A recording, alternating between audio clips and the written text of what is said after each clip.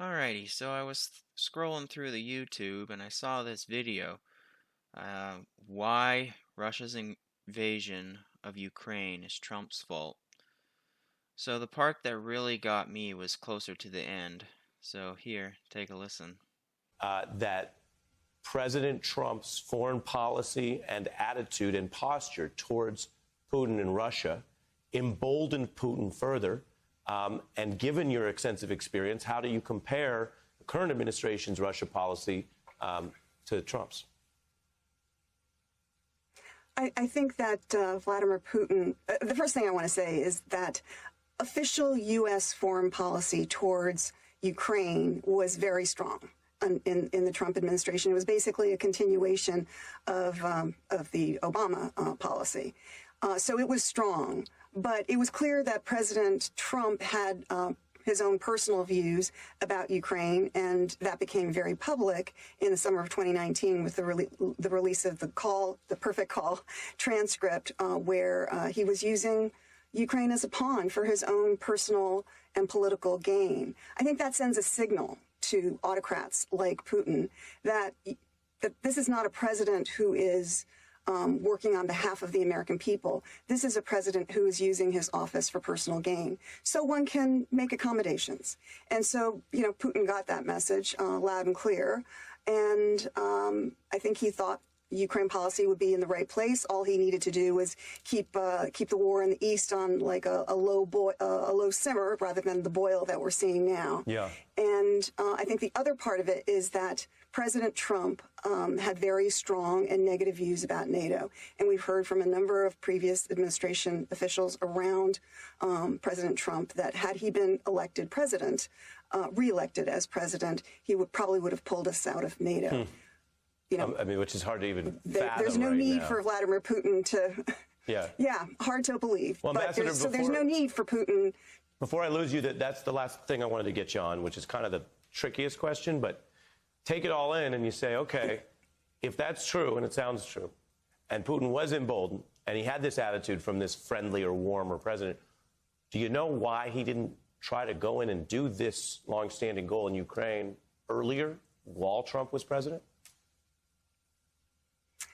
I think he was getting what he needed. I think he was getting what he needed from Trump, and so he didn't need to escalate into a war.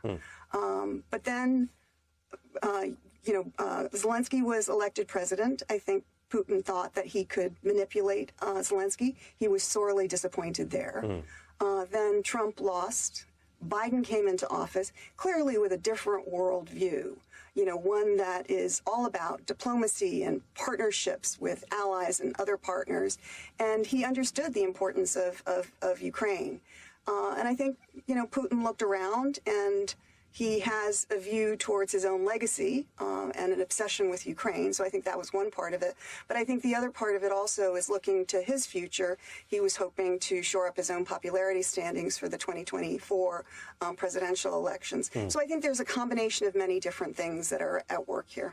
All right, so first off, when this woman mentions Trump was using the office and using Ukraine to benefit his personal gain, you could easily swap him out with Biden, because Biden did the same thing.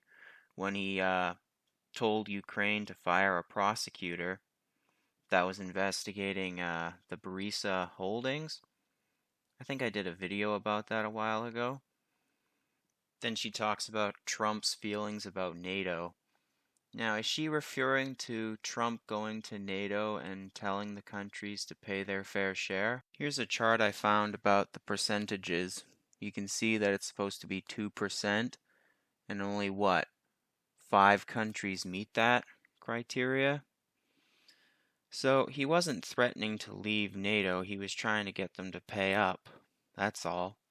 But she made it sound like he was threatening to leave NATO. No, that's just fear-mongering, is what she was doing. And who pays the most in that chart?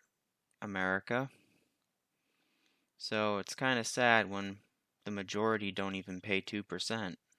Alright, now let's circle back, as she says, to Ukraine. What gets me is the fact that in 2014, didn't Russia annex the Crimea Peninsula So the simple question is, who was president in 2014? Obama. Who was VP? Biden. So maybe it wasn't Trump, maybe it was Obama, because that happened. They took two things. One, they secured a naval base along with oil and gas. I didn't even know the Black Sea had oil. As for the VP Biden, I found this tweet where he said he would take responsibility and he wouldn't blame others. Well, what happened in 2014? He was VP, so that was his fault. So what if Putin just looked at that and said, well, now the VP is now president, so I can take more. Unless Biden didn't actually write that tweet, someone else is in charge of his Twitter, which would be wrong in my opinion, but it wouldn't surprise me. Another reason I can think of Putin invading Ukraine would be what happened in Afghanistan. The whole Kabul incident. That's on Biden too, because if that tweet is accurate, he said he'd take responsibility for his faults or whatever. So again, Putin just looked at all these strings of events, 2014, Afghanistan, and just said, you know what, now's the time to invade again. So, yeah, I don't see how this current Ukrainian crisis is Trump's fault. All I see is Obama and Biden. In my personal opinion, and I'm no expert, but this is just my opinion, I think it was the biolabs. Russia felt threatened with the labs in Ukraine. I've heard rumors that this Barisa holding thing was funding these biolabs, which would make them linked to America. Because if you think about it, when America invaded Iraq, they said Saddam had weapons of mass destruction. That's how that war was justified, right? Well, these biolabs, what are they doing in these biolabs? The stuff's still coming out about them. So, biological warfare, isn't that just as bad as nuclear warfare? And to make matters worse, I recently saw this. Apparently, Ukrainian forces were torturing Russian POWs. So, if that is accurate, well, that's a war crime, isn't it? Something about the Geneva Convention? Well, anyway, that's my rather long ramble. Take care.